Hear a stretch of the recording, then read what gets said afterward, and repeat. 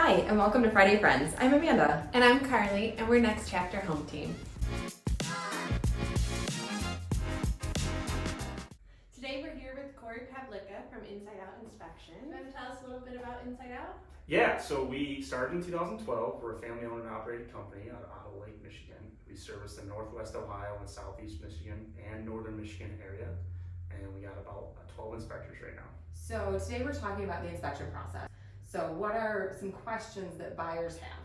So the 5 questions about the inspection process. There's 5 main steps. First one, who should I choose? It's pretty easy. You should always choose me. But if you don't want to choose me, what you want to look for is somebody that's insured, they got experience, they got reviews, good reviews, and they're always going to have some bad reviews. It's fine. What their availability is, and if they offer any warranties. The second step is going to be what services should I get? Most inspection companies have a general inspection that just includes the inspection itself. Some may include certain things like carbon dioxide detecting or infrared cameras. That's all included in our inspection reports, but it's not always included in everybody else's. So maybe ask, see, hey, what's all included in this general inspection? If there's something you need above and beyond, say a sewer scope, a septic, a radon, those are all additional services that you're gonna have to pay additional money for, but some houses call for it, some houses don't. It's just to kind of gauge your interest with your agent and figure out which ones you really need to get. And then hopefully the inspection company is educating you on what you should be getting.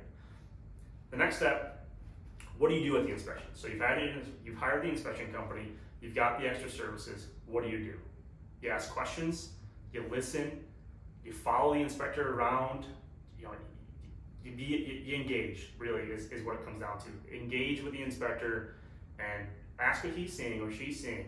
You're gonna wanna know those things. They'll be happy to tell you. That's what you're paying them for. They're the professionals. The next step is how to read/use the report. So what you wanna do is after the inspection happens, you should get a report, whether it's a PDF, online, or paper. You're gonna get a report. What you're gonna do with that report, you're gonna sit down and read the whole thing, and then talk to your agent, and then have them read it, and then figure out what you're gonna do with it. Figure out if there's anything that needs to be addressed. Say, if there's a big safety issue or a minor or major issue that needs to be repaired, work with your agent and figure out this should be asked for, this shouldn't be asked for. They're the professionals on that end. You wanna talk to them, but read the report. It's there for a reason. The last step is what I do with the report after closing. So you've done all the process of figure out who you should choose the inspection, what services you should get, what do you do at the inspection, how do you read the report, but what do you do when it's done? You read it again. 6, 8, 10 months down the road, a year down the road, 2 years down the road, there's stuff in the report for you to maintain on how to maintain your house properly, and that's going to help your house be a good home compared to a bad home when you go to turn and sell it. First thing buyers should have is who do they choose, right? You get the list from the agents every time, but then I think a lot of people don't go through their own process of who works best for them. The hardest part about being an inspector is figuring out how to handle the information that you're receiving at the inspection and giving it to the client. So how they handle their information, how you absorb information yourself. So that's the first thing I think you really need to do is do your own homework, do your own research, and figuring out who you're going to choose. So you're going to want to ask what's all included in the general inspection. What are they checking for? What are they checking for? Are they getting on the roofs? Are they getting the crawl spaces? That sort of stuff. Are they going to go through the other thing you're going to ask for is there any extra? Certain areas call for certain services, like radon or well inspections or septics or sewer scopes. Those are all really important services you're going to possibly want to get. A lot of times, there's certain services that I would never not get on an inspection. So, What would those be? What would you never not get? Yeah, so the 2 main services I would never not get on an inspection would be a sewer scope and a septic inspection. Those 2 can catastrophically fail at any point in time on your house. Signs that they go bad, they're extremely expensive to repair. In our area specifically, in the Toledo market, a lot of houses have old clay tile and cast iron, and there's a lot of significant issues with those. Now, once you get to other suburban areas, like sometimes Perrysburg, Oregon, Sylvania houses, they get septics. And the septics are one of those things that they're forgotten about by a lot of people. They just don't know about it a lot. And what happens is, with neglect comes repairs and maintenance, and a lot of times that doesn't happen till the inspection process, and it's usually quite costly to fix. That's good to know. I mean, because people do, what do I want to most look at? Yeah. If there was two that ever not get, it would be septic and sewer. We find too many issues with those continuously. And then during the inspection, what do people do? Like, what do the clients do if they come to an inspection? Yeah, so we always recommend you come to the inspection, right? Because you're going to want to know exactly what's going on. Too many times has it happened where the buyer doesn't show up, or the buyer shows up and the agent doesn't show up, and then it's a he said, she said between the inspector to the client, to the realtor, to the selling agent, to the seller, then back to the inspection company. And that's just, it happens, it's just the way it is. Every construes information differently. If you're a buyer and you're gonna attend the inspection, or if you can't attend the inspection, send somebody that can understand exactly what's going on. A good inspector will walk you through the inspection process and what they're seeing and what they're not seeing. A lot of times, they might just go over the big stuff at the inspection, like the deal killer things, right? Bad roofs, furnaces, foundation issues, that sort of stuff. But you don't want to be aware of everything. So, Right. you know, you don't really get a feel for what actually they're looking for until you're actually sitting there with them and they're explaining to you exactly what's going on at the inspection. So I always say go to the inspection. I get it if you can't, but if you're gonna spend that kind of money, carve out some time. Well, and if they do have questions, hey, I see you wrote this about this particular item, you know, that's a great time to ask questions. Can you show me? Or even if it's a maintenance repair, well, how do I fix this? You know, what do I need to do? And it's much easier to do that in person while you're looking at it than on the phone or reading a report. Exactly. And too many far times in between the way, for me, I'm a hands-on guy. So I learn from people showing me things or watching things be done. So for me, looking at a report might not get the information I really need to get. But if I'm there, the inspector can explain and show and maybe give out some detail of how this should be fixed or how this should have been done. All of our guys have extensive background in construction specifically. They've done it all. They've repaired that sort of thing. They've done that sort of thing. And it's just showing clients what's wrong and how it can be fixed. And that also can alleviate a lot of stress with the buyers itself. You know, I always like when the agents show up as well, because the agents have more knowledge than the buyers most times, and the agents can walk them through the inspection report.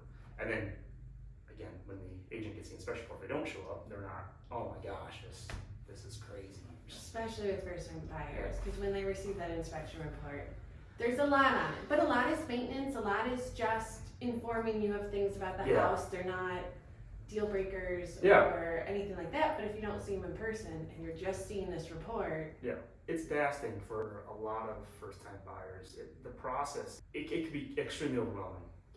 And especially the inspection happens so far late in the process. You know, they spend 6-8 months looking for a house, or a year looking for a house. They get beat on multiple offers, and they finally get an offer on a house, and then they go through the house, and then all of a sudden, boom, something catastrophically is wrong, right? And then, oh my gosh, now I gotta restart this whole process. But that's not always the case. A lot of times, it's something small and little. It's just understanding what's going on in the house. Every house has stuff wrong with it. There's no house that's perfect. Even brand new houses have things wrong with it. Oh yeah. It's just a matter of, can I live with this house for this price point, and what's going on with this house? Exactly. Everything be fixed. Right, and who's gonna fix it? If, you know, it's safety habitability, you know, seller gets to fix it. If it's a maintenance item, okay, buyer, you can take care of that. If it's a larger maintenance item that the seller can't fix or the buyer doesn't wanna take on the expense, then we can negotiate. But it's always like, who can deal with this, and at what point are you in your life to address these issues? You know, handy homeowners versus not handy homeowners. You know, so there's a lot to discuss, and it's every situation's unique. Like I said, the hardest part about being an inspector is not finding the stuff that's wrong. It's relaying the information to the client properly.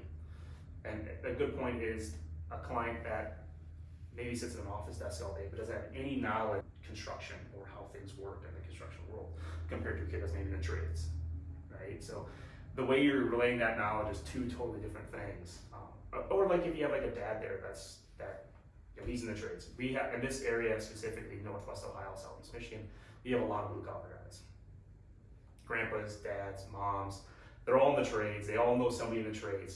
So it's a little easier around here. again, it's explaining that properly so that you're not scaring them, but you're help guiding them one way or the other on maybe what they should or shouldn't do. Give and take, really. No, it's perfect. So and knowing, can't expect it to be. yes, your realistic expectations as well as your own level or family level on Yeah. fixing stuff or Yeah. how big an item is to you is completely different to someone else. Yeah, and we get pushback on that too on the reports, right? Because when we break down reports, is pretty in depth, and there's some things where people get mad and maybe make it more severe than others. But you gotta think, my guys go through 600-700 houses a year, where you only go through maybe 10, right? Or you may have only been in 5 your entire life. What someone else sees as normal or maybe not that big of a deal could be a big deal. And there are certain things that come up in a lot of inspections, and you guys see that even more than we do. No, I see this in this age of house. This is normal for when it was built. It's not to code now, so you kind of have to discuss what that means, or just things that I mean, there's just are common, quirks. the way that people take care of their homes. Yeah, houses have quirks. There's different ages of houses that just have quirks. It's the 1930s and older houses, 1940s and older houses have certain quirks that are just, your floors aren't going to be level. There's going to be cracks. Your doors might not shut right. Maybe some of the windows have been replaced. Maybe most of them haven't been replaced. You might have a metal roof instead of a shingle roof. It's just, there's certain quirks in different areas and ages of houses and areas of houses. A house that's built in Savannah might be different than that house is built in downtown Detroit or Toledo. It's just, they're different areas. There's different things that happen. Well, and soil matters, like in basements and crawl spaces. The type of soil that it's in could affect, in Maumee we're going to see more wet basements, we're going to see more sandy soil than we are in other areas, so that's normal for that area. Yep. If that's where you want to live, you have to be okay with that. Yeah, I mean, you just have to be aware of what you're buying. So, again, every house has quirks, every area has quirks. You can almost block it to this point to where this subdivision has this issue specifically. There's a couple subdivisions in Bedford that have specific issues, and you can almost guarantee you're gonna find something. And for us inspectors, it's normal. It's gonna happen, right? Even a lot of agents might know about it. Some agents might not know about it. It just depends how long you've been around. So it's those quirks that, if you want to be in a certain area, you may have to live with that sort of thing. Now, like I said, if there's certain things that need to be addressed, it can be fixed, right? It's just money. Now, it's just money. is that something that you make the clients aware of if there's a particular issue in a subdivision where it's like every house in this division, can you share that? Yeah, so when you're at the inspection, you're not trying to scare. You're just trying to educate. So a lot of times when I'm talking to, or my inspectors are talking to the clients, they may do more, this might be an issue sort of thing, than it's, this is the issue. This is probably gonna come up. Because if it's not an issue at that house or it's already been addressed, there's no point in bringing it up. Right? So, like I said, there's give and take.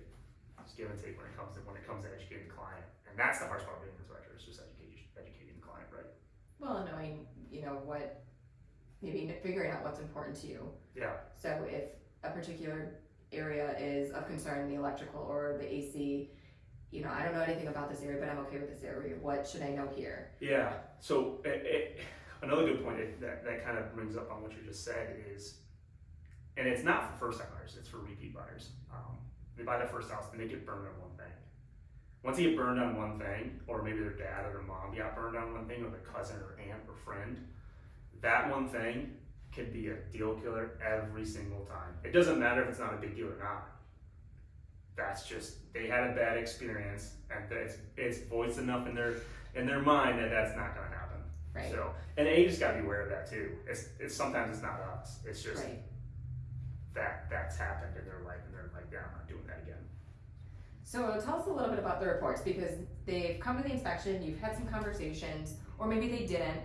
Tell us about what, more specifically, your reports look like and how those can be read or used. Yeah, so our reports are computer generated. They're typically on an average size house, and I say average is about 1,500 square foot around here. They're about 55 to 65 pages, it depends on how many issues, how many panels, how many furnaces that they all have. It gets broken down into basically 5 categories, which is be like inspected, non-inspected, immediate action recommended, repair and replace, and minor maintenance. So if an item in the report's inspected,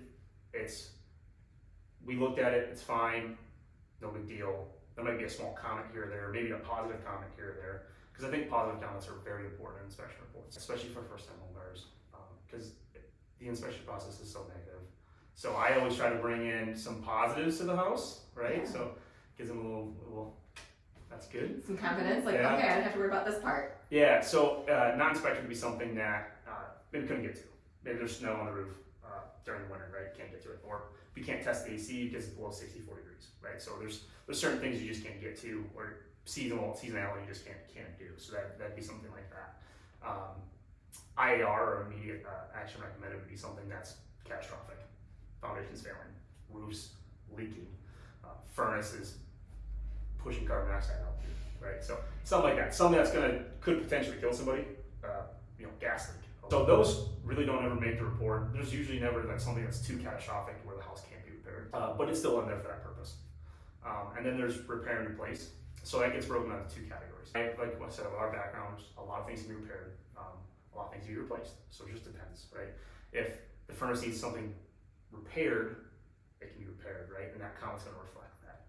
If it needs to be replaced, that might be a different comment, but it might be a different severity, and that might make the report summary, right? So old furnaces, water heaters, overloaded electrical panels, major foundation issues, or maybe not major foundation, but foundation issues, roof leaks, that sort of stuff. That might make the report summary, it might not. It just depends on the severity. And then the last one's going to be minor maintenance. So for us, minor maintenance stuff it's little stuff. It's stuff as homeowners you should be able to do. For me, the minor maintenance stuff is like cracks in the drywall, nail pops, recaulking here and there, adjusting a door, missing guides on a door, missing a handle. It's stuff as normal homeowners you should be able to take care of, regardless of your experience. YouTube's a great source out there now. You can find just about a how-to video on anything. So minor maintenance things are very little. Realistically, push those things off till you own the house, and then open the report back up and read through it and figure out, okay, I need to take care of these things, because it's always the little stuff that leads to bigger issues. And a lot of homeowners become blind to their house when they go through the selling process. They're like, oh no, my house is great. And I can tell you just from first-hand experience, doing construction my whole life and doing inspections my whole life, but when I went to go sell my house that I fully remodeled, I was like, oh crap, I know there's stuff that's got to be fixed, right? You start looking at it through a different lens as soon as you put the house up for sale. So like I said, you become blind, and it's so easy. But again, don't worry about the minor maintenance things. Those things should be addressed when you own the house. Don't ask for those things to be repaired. Every house we found has them. It's just, we needed some place in the report to put it. Well, because you do want to let homeowners know, especially younger homeowners or first-time homeowners, these are the things you take care of with a house. These are things to protect the integrity of the house, or to make sure your house stays nice. These are things you should look at. Proper home maintenance. Yep. They don't offer that. They should. Just because, like I said, you become blind as second or third time home buyers, and you buy your first house, and then 2-3 years down the road you sell it, and you're like, I didn't have all these issues when I first bought the house. Well, you didn't take care of it in 3 years. You just lived in it. Right? Well, and sometimes you don't even know what to take care of. Yeah, and that's the problem, right? So that's why those minor maintenance things come into play. Like I said, they shouldn't be asked for in concessions or repairs, but take a look at them when you own the house. Right. My opinion, get the report, read the report once. Sit down, read the report again, have your agent read the report, and then figure out your items that you want to address. You got questions, after you and your agent have both read it, call the inspector. Get your list of questions. Too many times where it's like, oh, I gotta call the inspector on this, and then it's, you get 7, 8, 9, 10 phone calls. And it's like, well, compile a list, call me, it's a lot easier. Well, one conversation, a little more efficient. Yeah, put us on a 3-way call, I don't really care, Right. We're available. So that's where I think the process should be, and then, figure out your items, and then if it needs to be addressed or not. If you need further clarification on a certain item, just call. Education's key. And they can do that after they own the home too. You're never not going to be there. Yeah, we're never not going to be there. Hopefully, ever not going to be there, right? I don't see us going anywhere anytime soon, ever. So call us. If you own the house for 2 years, call us. Hey, this kind of happened, or hey, I see it's in this report that it needs this. Can you kind of tell me on how I should fix it? Sure. Like I said, all of our guys have real world construction knowledge. They've built houses. They've repaired everything you can imagine. One of my guys, or me, or my brothers, or my dad have fixed something like that, or have fixed that exact instance a lot of times. We can literally walk you through it. Well, and it's a somewhat radical idea, like, you can get your home inspected again. Yeah. If you've lived in the home for 2 or 3 years, you can get it inspected again. Have I addressed the issues? Are there new issues? Just because you don't have to only do it when you're purchasing. I know it's kind of like a radical, I'm like, why would I do that? Well, especially if it is your first time, or you're like, I just want to check, make sure my house still is in good condition. Yeah, you know what you could also just do, and we kind of know what they do, we pushed at one point in time, but just bring us back out just to walk around and talk. Say, hey, look, you might want to do this, you might want to do that, right? You're not doing a whole blown inspection, you don't need to report, blah, blah, blah, blah. But you could definitely do that and just do a simple 1 to 2 hour walkthrough with an inspector and say, hey, this is how you're probably going to want to do this, this is how you want to do that. It's probably the best money you're going to spend on how to, without watching 2 million YouTube videos. On how to Or fix before a things. problem happens. Yeah. Preventative maintenance. Yeah, I mean, I can't tell you how many times you go into a crawl space and it hasn't been touched down there in 10 years or 5 years, and then all of a sudden these slew of issues come up. Or like, hey, your sewer line's been leaking for 3 years now, right? That's happened. Yeah. It's happened. And they're like, oh my gosh, well, maybe you should go down there. Well, if you don't want to go down there, spend a little bit of money, have somebody go down there and look at it. Well, Korey, thanks so much. This is really great information that our buyers can use when they're ready to have their inspection. Yeah, thanks for having me.